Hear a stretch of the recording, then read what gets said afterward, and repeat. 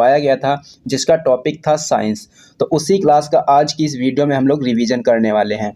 दोस्तों, जैसा कि आप लोग जानते ही हैं, ये जो अपनी क्लास रहती है रिवीजन क्लास रहती है, और जब भी ये क्लास कुमार गौरव सर के द्वारा करवाई जाती है उसके एक दिन बाद रात को 7 बजे ये क्लास करवाई जाती है। तो चलिए दोस्तों, अब शुरू करते हैं आज के अपने इस सेशन को। और अगर आपको ये सेशन पसंद आए तो इसे लाइक ज़रूर करना, और अगर आप लोगों ने अभी तक चैनल को सब्सक्राइब नहीं किया है तो चैनल को भी सब्सक्राइब कर लेना, क्योंकि यहाँ पर इसी तरीके से आपको बेस्ट कंटेंट मिलता रहेगा और बहुत ही कम समय में आपको यहाँ पर मैं आपको पूरी क्लास का रिवीजन करवाने वाला हूँ। 10 से 12 मिनट का यह सेशन रहने वाला है और 10 से 12 मिनट में पूरी क्लास का रिवीजन बहुत ही अच्छी तरीके से मैं आपको यहाँ पर करवा दूँगा। तो चलिए दोस्तों, अब बिना देरी करे शुरू कर लेते हैं आज के अपने इस सेशन को और देख लेते हैं आज का अपना पहला पॉइंट। तो दोस्तों, यहाँ पर अपना सबसे पहला पॉइंट दिया गया है परमाणु सिद्धांत से संबंधित। प्रश्न कैसे पूछा जाता है, यहाँ से प्रश्न इस प्रकार से पूछा जाएगा कि परमाणु सिद्धांत किसके द्वारा दिया गया था। तब आपको बता देना है कि ये जॉन डाल्टन के द्वारा दिया गया था। इलेक्ट्रॉन की खोज किसने की थी? इलेक्ट्रॉन की खोज जो है ये जे थॉमसन के द्वारा की गई थी। किसके द्वारा की गई थी? जे थॉमसन के द्वारा की गई थी।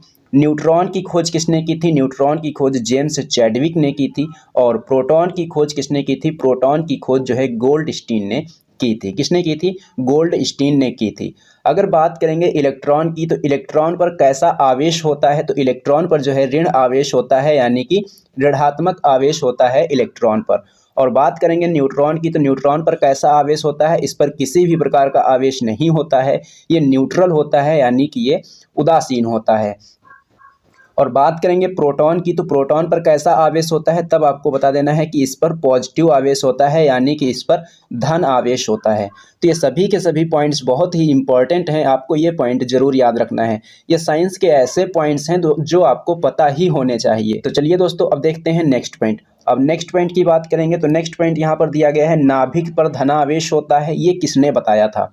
नाभिक में धनावेश होता है, ये किसने बताया था? तो ये बताया था रदरफोर्ड ने। और नाभिक में कौन कौन सी चीज़ें पाई जाती हैं? तो इसमें प्रोटॉन और न्यूट्रॉन पाए जाते हैं। जैसे एक परमाणु की संरचना हम ये मान लें और इसका नाभिक हमने माना ये, तो इस नाभिक में क्या होता है? इस नाभिक में होता है प्रोटॉन और न्यूट्रॉन, और जो इलेक्ट्रॉन होते हैं वह इसके चारों ओर जो कक्षाएं होती हैं, सेल्स होती हैं, उनमें ये चक्कर लगाते रहते हैं। उसके बाद में नेक्स्ट पॉइंट की बात करेंगे तो नेक्स्ट पॉइंट यहाँ पर दिया गया है समस्थानिक से, संभारिक से और समन्यूट्रॉनिक से। ये तीनों चीज़ें आपको पता होनी चाहिए। सबसे पहले आपको ये इंग्लिश में भी पता होना चाहिए कि इसको इंग्लिश में क्या कहते हैं, क्योंकि कभी कभी क्या होता है कि वो डायरेक्ट ये ना पूछता है कि समस्थानिक कौन कौन से हैं, वो ये पूछ देता है कि आइसोटोप कौन से हैं। तो इनका जब तक आपको अंग्रेजी का नाम नहीं पता होगा तो आप कैसे बता सकते हैं कि हमसे समस्थानिक पूछा गया है या संभारिक पूछा गया है या समन्यूट्रॉनिक पूछा गया है। तो सबसे पहले इनकी इंग्लिश जानेंगे। तो समस्थानिक को इंग्लिश में कहते हैं आइसोटोप, संभारिक को इंग्लिश में कहते हैं आइसोबार, और समन्यूट्रॉनिक को इंग्लिश में कहते हैं आइसोटोन्स। क्या कहते हैं? आइसोटोन्स कहते हैं। अब समस्थानिक क्या होते हैं? देखो, कोई भी ऐसे तत्व जिनके परमाणु क्रमांक समान होते हैं और परमाणु द्रव्यमान अलग अलग होते हैं। परमाणु क्रमांक समान हो और परमाणु द्रव्यमान अलग अलग हो, उनको हम क्या कहते हैं? समस्थानिक कहते हैं। और जो परमाणु क्रमांक होता है उसको हम किस अक्षर से प्रदर्शित करते हैं? तो उसको हम जेड से प्रदर्शित करते हैं। अगर हम समस्थानिक की बात करेंगे तो जैसे आप यहाँ पर देखेंगे कि समस्थानिक के कुछ एग्जाम्पल्स लिखे हुए हैं। यहाँ पर लिखा हुआ है 1H1, 1H2 और 1H3। देखो, यहाँ पर जितने भी परमाणु क्रमांक हैं सभी के परमाणु क्रमांक क्या हैं? समान है। 1H1 का परमाणु क्रमांक कितना है? 1 है। 1H2 का परमाणु क्रमांक कितना है? 1 है। 1H3 का परमाणु क्रमांक कितना है? 3 है, 1 है। तो यहाँ पर ये सभी के सभी क्या हैं? ये सभी के सभी समस्थानिक हैं। 1H1 का नाम होता है प्रोटियम, और 1H2 का नाम होता है ड्यूटेरियम, और 1H3 का नाम होता है ट्राइटियम। ये तीनों नाम भी आपसे पूछे जाते हैं कि 1H1 का नाम क्या होता है? तो प्रोटियम होता है। 1H2 का नाम क्या होता है? ड्यूटेरियम होता है। 1H3 का नाम क्या होता है? ट्राइटियम होता है। इसी प्रकार से कुछ कार्बन के समस्थानिक लिखे हुए हैं, जैसे कि 6C12, 6C13, 6C14। ये सभी के सभी क्या हैं? समस्थानिक हैं। जैसा कि आप लोग यहाँ पर देखेंगे कि ये जो 6C12 लिखा है इसका परमाणु क्रमांक कितना है? 6 है। 6C13 लिखा है इसका परमाणु क्रमांक कितना है? 6 है। और 6C जो 14 लिखा है इसका परमाणु क्रमांक कितना है? 6 है। तो ऐसे तत्व जिनके परमाणु क्रमांक समान होते हैं उनको हम क्या कहते हैं? समस्थानिक कहते हैं।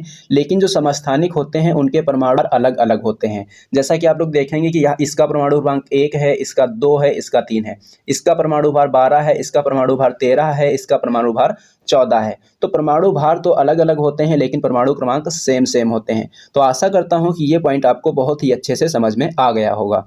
उसके बाद में बात करेंगे संभारिक की। संभारिक को इंग्लिश में क्या कहते हैं, इसको हमने बता दिया है कि आइसोबार कहते हैं। और जो परमाणु द्रव्यमान होते हैं अगर ये समान है, परमाणु द्रव्यमान अगर समान है तो उसको हम क्या कहते हैं, उसको हम कहते हैं संभारिक। और परमाणु द्रव्यमान को हम कौन से लेटर से प्रदर्शित करते हैं, तो ए से प्रदर्शित करते हैं।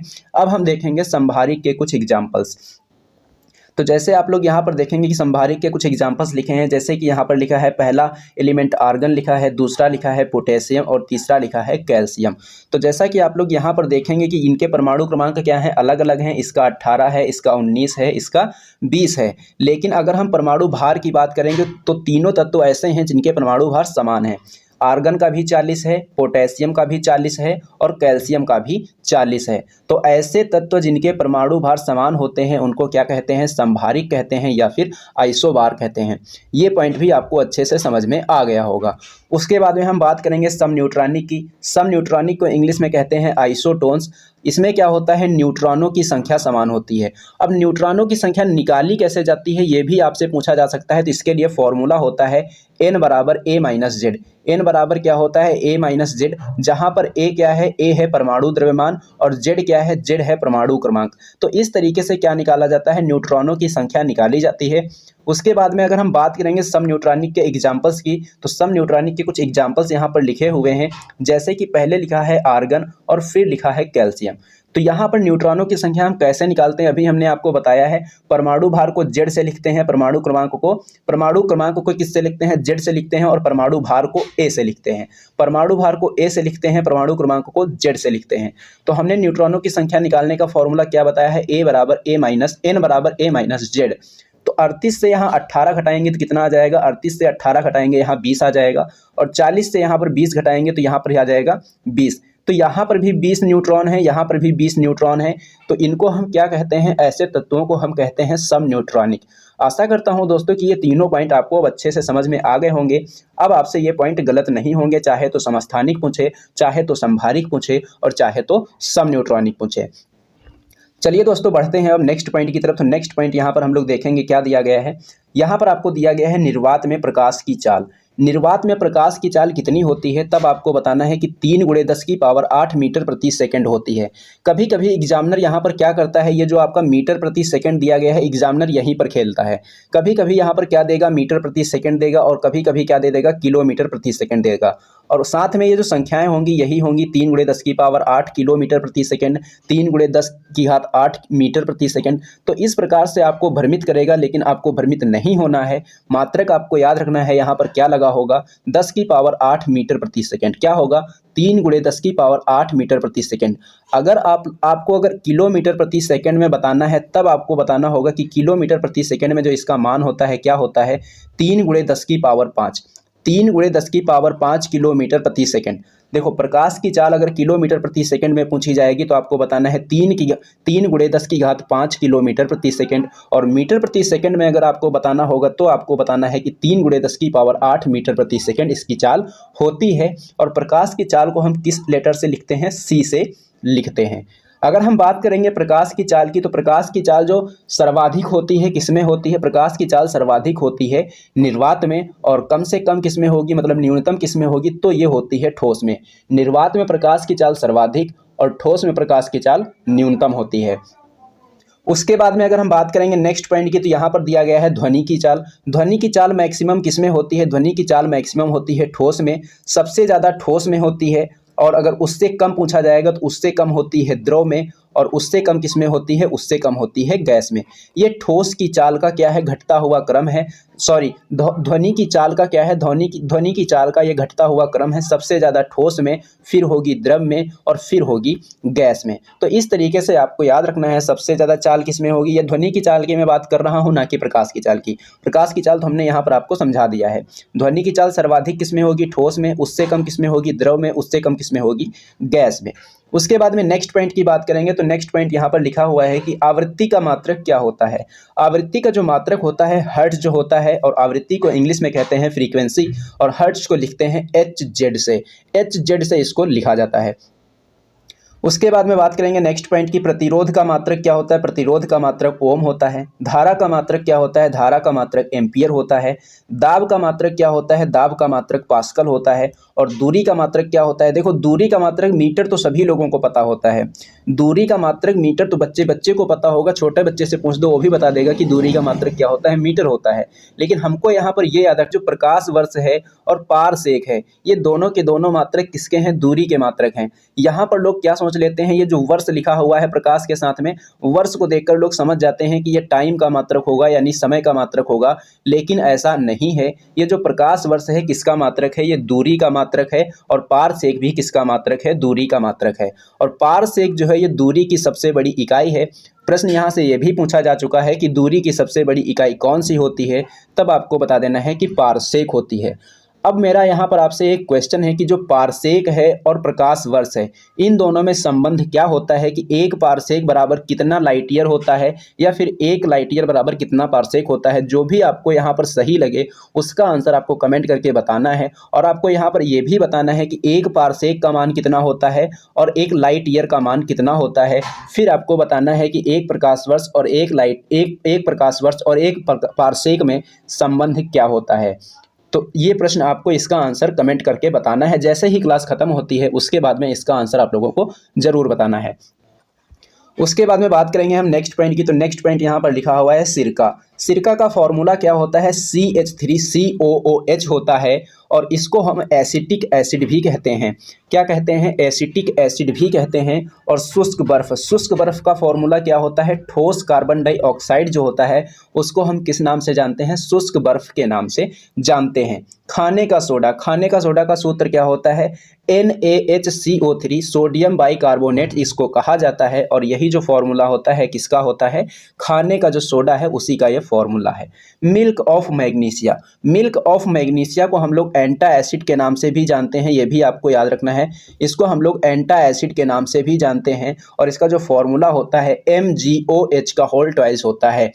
अब आपको यहाँ से एक और क्वेश्चन का आंसर बताना है कि जो मिल्क ऑफ मैग्नीशिया है इसका pH मान कितना होता है। मिल्क ऑफ मैग्नीशिया का pH मान कितना होता है, इसका आंसर आप लोग कमेंट करके जरूर बताना। उसके बाद में नेक्स्ट पॉइंट की बात करेंगे। तो नेक्स्ट पॉइंट लिखा हुआ है वाशिंग सोडा का सूत्र क्या होता है, Na2CO3 डॉट 10H2O जो है वह इसका फॉर्मूला होता है। भारी जल का फॉर्मूला क्या होता है, भारी जल का फॉर्मूला होता है D2O। क्या होता है, D2O होता है। उसके बाद में बात करेंगे हम नेक्स्ट पॉइंट की। तो नेक्स्ट पॉइंट यहाँ पर दिया हुआ है कि फलों के परिरक्षण में किस रसायन का उपयोग किया जाता है। फलों के परिरक्षण में किस रसायन का उपयोग किया जाता है, तब आपको बता देना है सोडियम बेंजोएट का उपयोग किया जाता है। हंसाने वाली गैस कौन सी है, हंसाने वाली गैस का नाम है नाइट्रस ऑक्साइड। अब यहाँ से मैं आपको एक प्रश्न और दे रहा हूँ, कुल मिलाकर 4 प्रश्न अभी तक मैं आपको दे चुका हूँ। और अब ये जो प्रश्न है नाइट्रस ऑक्साइड का सूत्र क्या होता है, इसका आंसर आप लोग कमेंट करके जरूर बताना। अम्लीय वर्षा किसके कारण होती है, सल्फ्यूरिक अम्ल और नाइट्रिक अम्ल के कारण क्या होती है, अम्लीय वर्षा होती है। फार्मिक अम्ल कहाँ पाया जाता है, ये इस प्रकार से क्वेश्चन नहीं पूछा जाता है कि फार्मिक अम्ल कहाँ पाया जाता है। क्वेश्चन यहाँ से इस प्रकार पूछा जाएगा कि जो लाल चींटी होती है, लाल चींटी के डंक में कौन सा अम्ल पाया जाता है, तब आपको बताना है कि इसमें फार्मिक अम्ल पाया जाता है। इसी प्रकार से नेक्स्ट क्वेश्चन पूछा जा सकता है कि खट्टे फलों में कौन सा अम्ल पाया जाता है, तब आपको बता देना है सिट्रिक अम्ल पाया जाता है। यहाँ से आपसे प्रश्न ऐसे भी पूछा जा सकता है कि नींबू या संतरे में कौन सा अम्ल पाया जाता है, तब आपको बताना है सिट्रिक अम्ल। क्योंकि नींबू और संतरे कैसे फल हैं, खट्टे फल हैं, और खट्टे फलों में कौन सा अम्ल होता है, सिट्रिक अम्ल होता है। दूध में कौन सा अम्ल पाया जाता है, देखो दूध पूछे या दही पूछे, दोनों में कौन सा अम्ल पाया जाता है, लैक्टिक अम्ल पाया जाता है। उसके बाद में सेब में कौन सा अम्ल पाया जाता है, तब आपको बताना है कि सेब में जो है मैलिक अम्ल पाया जाता है। कौन सा अम्ल पाया जाता है, मैलिक अम्ल। पेट में कौन सा अम्ल पाया जाता है, पेट में पाया जाता है हाइड्रोक्लोरिक अम्ल। पेट में कौन सा अम्ल पाया जाता है, हाइड्रोक्लोरिक अम्ल पाया जाता है। उसके बाद में हम बात करेंगे नेक्स्ट पॉइंट की। तो नेक्स्ट पॉइंट यहाँ पर दिया गया है कि टमाटर में कौन सा अम्ल पाया जाता है, टमाटर में पाया जाता है ऑक्जेलिक अम्ल। कौन सा अम्ल, ऑक्जेलिक अम्ल। नेक्स्ट पॉइंट की बात करेंगे। तो नेक्स्ट पॉइंट में यहाँ पर लिखा हुआ है कुछ महत्वपूर्ण परमाणु रिएक्टर, नाभिकीय रिएक्टर, और ये कौन से राज्य में स्थित हैं। तो सबसे पहले दिया गया है कैगा परमाणु संयंत्र कहाँ है, ये कर्नाटक में है। कल्पक्कम परमाणु ऊर्जा संयंत्र और कुडनकुलम परमाणु ऊर्जा संयंत्र ये कहाँ है? ये तमिलनाडु में है। नरौरा परमाणु ऊर्जा संयंत्र कहाँ है? उत्तर प्रदेश में है। तारापुर परमाणु ऊर्जा संयंत्र कहाँ है? ये महाराष्ट्र में है। ये सभी के सभी फैक्ट हैं, ये आपको रट लेने हैं अच्छे से। उसके बाद में नेक्स्ट पॉइंट दिया गया है, सूर्य की ऊर्जा का स्रोत क्या है? सूर्य की ऊर्जा का स्रोत क्या है या फिर सूर्य पर कौन सी अभिक्रिया होती है? तो ये होती है नाभिकीय संलयन की अभिक्रिया। उसके बाद में कुछ महत्वपूर्ण उपकरण दिए गए हैं और उनके कार्य दिए गए हैं कि कौन से कार्य में उपयोग में लाए जाते हैं। सबसे पहले आपको दिया गया है हाइग्रोमीटर। हाइग्रोमीटर से क्या किया जाता है? आर्द्रता को मापा जाता है। आर्द्रता क्या होती है? वायु में उपस्थित जो नमी होती है उसी को हम आर्द्रता कहते हैं। वायु में उपस्थित नमी को नापने के लिए क्या करते हैं? हाइग्रोमीटर का इस्तेमाल किया जाता है। पायरोमीटर से क्या करते हैं? पायरोमीटर से उच्च तापमान को मापा जाता है। बैरोमीटर से क्या करते हैं? बैरोमीटर से दाब को मापते हैं। फेदोमीटर से क्या करते हैं? फेदोमीटर से समुद्र की गहराई को मापते हैं। और अल्टीमीटर से क्या मापते हैं? अल्टीमीटर से विमान की ऊंचाई, कि विमान कितनी ऊंचाई पर उड़ रहा है उससे क्या करते हैं? अल्टीमीटर से उसकी ऊंचाई मापी जाती है। स्फिग्मोमैनोमीटर से क्या मापा जाता है? ब्लड प्रेशर यानी कि रक्त दाब को मापा जाता है। उसके बाद में नेक्स्ट पॉइंट की बात करेंगे तो नेक्स्ट पॉइंट दिया गया है मरीचिका। मरीचिका क्या होता है? रेगिस्तान में कुछ अपने से दूरी पर क्या दिखाई देता है? पानी का आभास होता है, उसी को क्या कहते हैं? मरीचिका कहते हैं। और प्रकाशीय तंतु, ये जो मरीचिका तथा प्रकाशीय तंतु हैं ये कौन से सिद्धांत पर कार्य करते हैं? तो ये पूर्ण आंतरिक परावर्तन पर कार्य करते हैं। और हीरे का चमकना किसके कारण होता है? हीरा जो चमकता है किस कारण से चमकता है? तब भी आपको बताना है कि ये पूर्ण आंतरिक परावर्तन के कारण चमकता है। उसके बाद में नेक्स्ट पॉइंट की बात करेंगे तो नेक्स्ट पॉइंट दिया गया है कि कोई भी वस्तु पानी के अंदर थोड़ा सा ऊपर उठी हुई दिखाई देती है या फिर थोड़ा सा मुड़ी हुई दिखाई देती है, ऐसा प्रकाश की कौन सी घटना के कारण होता है? तो प्रकाश की एक घटना है जिसका नाम है अपवर्तन, उसी के कारण ऐसा प्रतीत होता है। बरसात की बूंद का गोल होना। बरसात की बूंद गोल होती है, इसका कारण क्या है? इसका कारण है पृष्ठ तनाव। गर्म सूप जो होता है वह बहुत स्वादिष्ट होता है ठंडे सूप की अपेक्षा में। तो यह किसके वजह से होता है? ये जो होता है पृष्ठ तनाव की वजह से होता है। रबर के वल्कनीकरण में किसका उपयोग किया जाता है? तब आपको बता देना है कि सल्फर का उपयोग किया जाता है और सल्फर को गंधक भी कहा जाता है। प्राकृतिक रबर जो है यह किसका बहुलक है? प्राकृतिक रबर जो है यह आइसोप्रीन का बहुलक है। तो दोस्तों ये था आज का आपका सेशन। ये सेशन आपको कैसा लगा है कमेंट बॉक्स में कमेंट करके जरूर बताना। सेशन अगर पसंद आया हो तो इसे लाइक करना और इसे अपने दोस्तों में ज़्यादा से ज़्यादा शेयर भी करना। और हाँ दोस्तों, अगर आप लोगों ने अभी तक हमारे चैनल को सब्सक्राइब नहीं किया है और आप लोग रोज़ इसी तरह की वीडियोज़ चाहते हैं, कम समय में अच्छा रिविज़न करना चाहते हैं, तो आप लोगों को हमारे चैनल को सब्सक्राइब कर लेना है और बेल आइकन पर क्लिक करके ऑल पर ज़रूर क्लिक कर लेना है, जिससे कि इस चैनल पर जब भी कोई वीडियो अपलोड की जाए तो उसका नोटिफिकेशन आपको सबसे पहले मिले। तो चलिए दोस्तों, मिलते हैं अब हम लोग एक नेक्स्ट वीडियो में।